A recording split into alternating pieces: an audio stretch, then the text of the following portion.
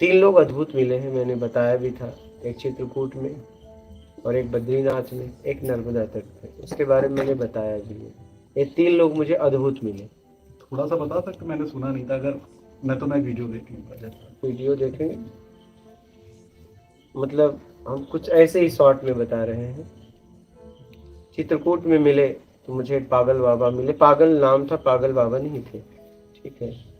फिर वो बोले कि एक यहाँ पे अवधूत रहते हैं, गटर के बगल में बैठते थे। बोले चलो आपको उनसे मिलाता हूँ, लेकिन वो किसी से बात नहीं करते। बोला क्यों नहीं करते, मेरे से करेंगे। अब मैंने ऐसा क्यों बोला, क्योंकि मुझे पता है मुझे कुछ नहीं चाहिए, तो मेरे से बात कैसे नहीं करेंगे। अगर मुझे कुछ चाहिए होता तो मुझसे बात नहीं करते, मुझे पता है। और जब मुझे कुछ नहीं चाहिए तो ऐसा कैसे हो सकता है मुझसे बात ना करे। चलो चलते हैं। गटर के बगल में बैठे थे। जाके मैं खड़ा हो गया, उनको देखने लगा, वो मुझे देखने लगे। कुछ देर बाद उन्होंने ऐसे ऐसे किया, तो मैंने कहा आसन दो, ऐसे नहीं बैठेंगे। तो उन्होंने अपनी झोली से, झोली रखे थे, आसन लगा दिया, बैठ गए। हम लोगों ने घंटों बात किया। वहाँ भीड़ भी होने लगी। बस उनकी बातों में इतना समझ में आया कि जल्दबाजी मत करो। क्या? जल्दबाजी मत करो, ठीक है। और फिर इसके बाद लोगों ने कहा कि आज पहली बार इनको मैं यहाँ बोलते हुए सुन रहा हूँ, मतलब आज तक मैंने इन्हें कभी सुना नहीं था। फिर मेरा मिलना हुआ, चला गया। और फिर इसके बाद उन्होंने मुझे एक बात बताई कि जाओ वहाँ नदी है, बोले रात भर वहाँ बैठ जाना। और मैं गया, रात भर बैठ गया। हुआ कुछ नहीं है, लेकिन मैंने उनकी बात मान ली। लेकिन मैंने जल्दबाजी नहीं छोड़ी। क्या? जल्दबाजी नहीं छोड़ी। फिर इसके बाद फिर चित्रकूट मैं बाहर गया। फिर चित्रकूट आना, मुझे रोड पे जाते मिले, देखे। मैं तुरंत गाड़ी रोका और मैं उनके पास गया, लेकिन फिर वो दोबारा मुझसे बात नहीं किए। ये उन्होंने एक ही बात कहा था, जल्दबाजी मत करना। और वो कोई साधारण नहीं थे। और ये मुझे मतलब एक मिले थे, तो ये दूसरे मिले। सबसे पहले मुझे बद्रीनाथ वाले मिले थे। बद्रीनाथ वाले की घटना ये है कि जब मैं पहुंचा तो मेरा पाँव पूरे सड़ गए थे। पाँव पूरे सड़ गए थे, खून निकल रहा था। तो मैं गाड़ी वाले से बोला कि मैं आगे बैठूंगा। तो गाड़ी वाले, बद्रीनाथ जाना था, केदारनाथ तुंगनाथ से बद्रीनाथ जा रहा था। तो मैंने, गाड़ी वाले ने कहा कि देखो ज़्यादा पैसा लगेगा। तो मैंने कहा जितने पैसे हो दे देंगे। तो फिर मैं बैठ गया। ये जब बाढ़ आई थी केदारनाथ में, उसके अगले साल, उसके मतलब 1 साल के बाद की बात है। फिर इसके बाद बैठ गया गाड़ी में। अब गाड़ी वाले से मेरी बात होने लगी। और जब मैं उतरने लगा तो बोला आपसे पैसे ही नहीं लूंगा। बोला कैसे पैसे नहीं लोगे, ये कोई बात होती है। बोले ज़्यादा लूंगा, अब ले भी नहीं रहे हो। ज़बरदस्ती मैंने उसके गाड़ी में पैसे छोड़ दिए, क्योंकि मेरा काम था, मेरा जितना हिसाब किताब रहता है, भैया ले लो। फिर मैं आगे गया। बोला बद्रीनाथ का मंदिर कहाँ है? वो बोले आगे जाओ। फिर मैं आगे गया। और एक तो पाँव से चला नहीं जा रहा था, पैरों से खून निकल रहा था। फिर किसी से पूछा, बोला आगे जाओ। बोला क्या बद्रीनाथ, कितना घुमाओगे? फिर आगे गया तो एक महाराज मिल गए। मैंने कहा महाराज जी बद्रीनाथ का गेट कहाँ है? बोले आओ चलो मैं बताता हूँ। ले गए और मुझे गर्म पानी में पहले खड़ा कर दिए। बोले पहले यहाँ खड़े हो जाओ। खड़ा हो गया, एकदम गरम गरम पानी। मेरा चप्पल उठा के रखने हुए। मैं बोला देखो चप्पल वप्पल मेरा नहीं छूना महाराज जी, ये मुझे अच्छा नहीं, क्योंकि मुझसे एजेड थे। आज भी अगर मैं बस में जाता हूँ तो अगर कोई एजेड आदमी आ जाए, महिला गोद में लेके आ जाए, तो मैं खड़ा हो जाता हूँ और उसे सीट दे देता हूँ। ये मेरा बचपन का है, आज भी है। हाँ, आज भी है, ऐसा नहीं है, आज भी है। क्योंकि मैं खड़ा होने की ताकत मुझ में है। खड़ा होने की ताकत, कोई बुजुर्ग है और गोद में बालक है या कोई प्रेग्नेंट है, तब मैं सीट पे नहीं बैठ पाता, चाहे वो मेरी सीट क्यों ना हो रिजर्व। देना ही देना है, और जबरदस्ती कि आपको बैठना है बैठिए। ऐसा नहीं कि बस एक फॉर्मेलिटी, नहीं। फिर जब वो पाँव मुँह धोए और उसके बाद बाहर आए, बोले चलो तुम्हें बद्रीनाथ का दर्शन कराते हैं। बोला चलो माता जी। गए, फूल माला लिए, आए तो एक मंदिर में घुसा दिए मुझे। तो मैं सोचा यही बद्रीनाथ की मंदिर है। घुस गया, वहाँ का पंडित था, बोला ए वहीं से करो। तो मैं बस वहीं खड़ा हो गया। तो वो बाहर से चिल्लाए, ओ बड़ा साड़ा बनता है क्या तू, जाओ। तो वो इतना बोलती है, वो कुछ नहीं बोला। मैं एकदम पास में गया, दर्शन वर्शन किया। तो बोले अब चलो बद्रीनाथ का दर्शन। मैं तो सोचा वही घुमा फिरा कि यही मंदिर है, लेकिन वो बद्रीनाथ का कोई और था। ले गए, बोले अंदर से करोगे कि बाहर से। बोला महाराज जी इतने दूर से आए हैं तो अंदर से करेंगे, बाहर से क्यों। बोले पैसे लगेंगे। बोला पैसे देंगे, पैसे लगेंगे तो पैसे दूंगा। फिर इसके बाद गए आए, कुछ उन्होंने कुछ लगभग 1500 के ऊपर ही बताया होगा, 1500, 2000, 2500, याद नहीं है मुझे पूरी तरह। तो मैंने कहा महाराज जी इतने लगते हैं क्या, नहीं करना। अरे रुको रुको रुको, मैं आता हूँ। आए, बोले चलो तुम्हें बिना पैसे का करवाता हूँ। मुझे खड़ा कर दी, अंदर गया, अंदर गया, दर्शन किया। वहाँ पे मंदिर है, वहाँ आसपास विद्वान लोग बैठे थे। बोले इनसे मिलना है। बोला महाराज जी इनसे मुझे नहीं मिलना। क्या, इनसे मुझे नहीं मिलना, ठीक है। जिससे मिलने आया था मिल लिया, ठीक है। तो मुझे ला के उन्होंने वो दिया, बद्रीनाथ को लेप लगता है, ठीक है। तो उन्होंने लेप ला के दिया और बोला इसे रख लो। तो मैंने कहा महाराज जी मैं देखो एक कपड़े में रहता हूँ, मैं जीवन भर के लिए रख रहा हूँ। मैं उसे खा लिया। बोला ये जिंदगी भर के लिए मैंने रख लिया। और वो क्या करते थे, ए हटो हटो हटो, महाराज जी केदारनाथ बद्रीनाथ से पैदल आए। बोले महाराज जी मैं केदारनाथ चढ़ा था पैदल, आया पैदल, लेकिन केदारनाथ से बद्रीनाथ गाड़ी से आया। लेकिन ये बात उन्हें आखिरी तक समझ में भी आई नहीं। यही बात वो बोलते थे, ए हटो हटो हटो हटो, भीड़ हटा दे। अब पता नहीं भीड़ भी उनको नहीं बोलती थी।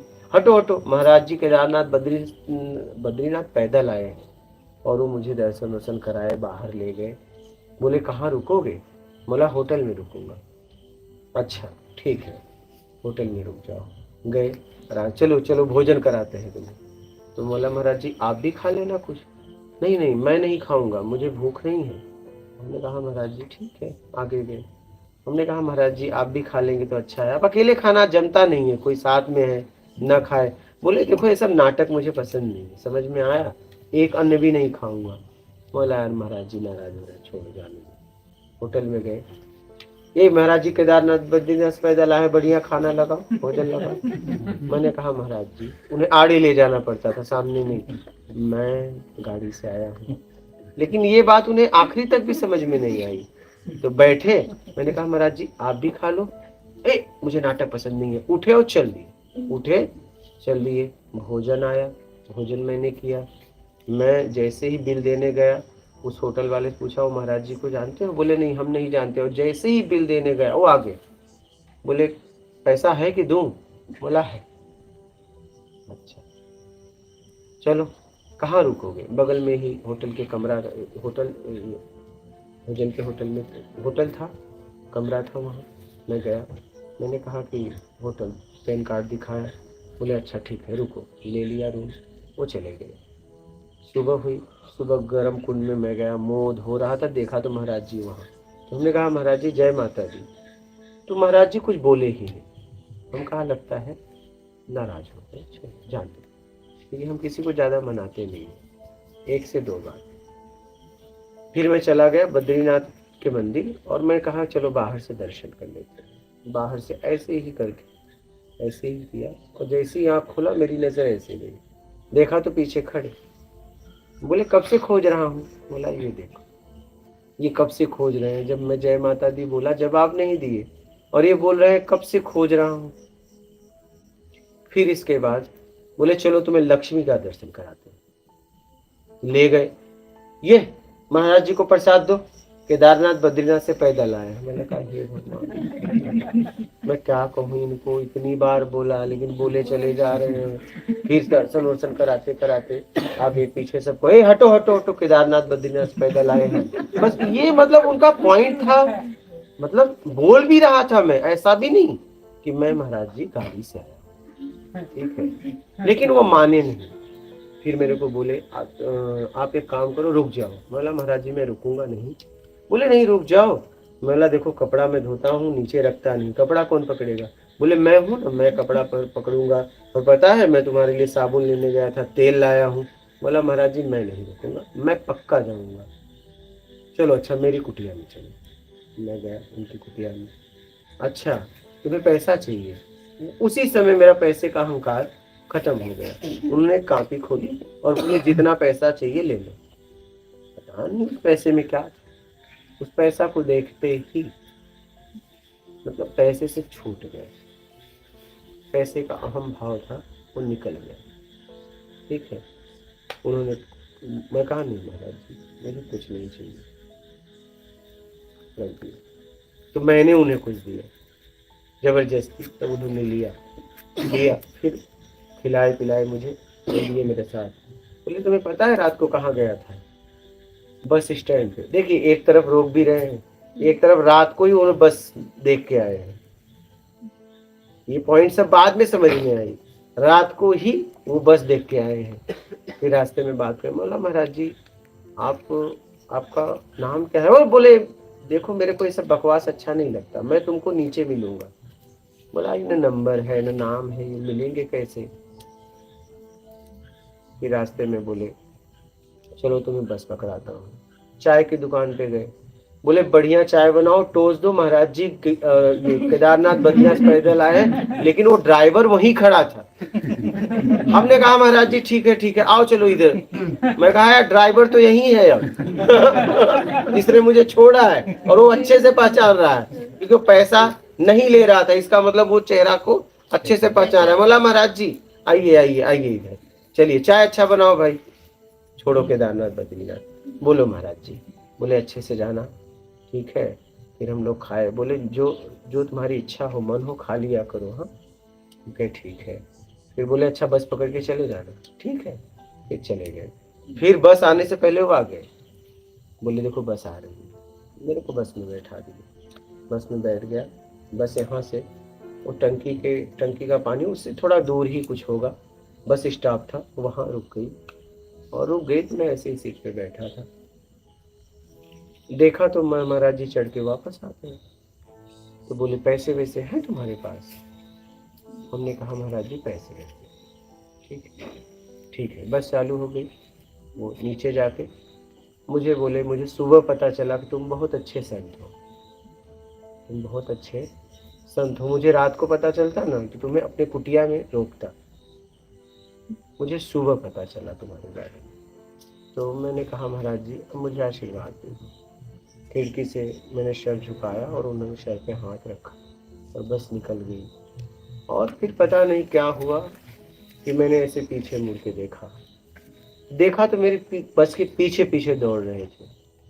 अब वो देखना अजीब लगा कि जिंदगी में ऐसा पहली बार हुआ कि मेरे लिए कोई इतना पागल जिसे मैं जानता भी नहीं, और रास्ते भर उनको देखना चाह रहा था लेकिन मैं उतर नहीं पाया। और आज तक फिर मैं वापस जा नहीं पाया। उसके बाद उन्हीं के बाद ये चित्रकूट वाले मिले, और फिर एक मुझे आखिरी में नर्मदा तट पे मिले, ओमकारेश्वर में। सब सब छूट गया था, कहीं जाने के लिए नहीं था, सब खत्म हो गया था। ऐसे ही रो रहा था, आंखों में आंसू।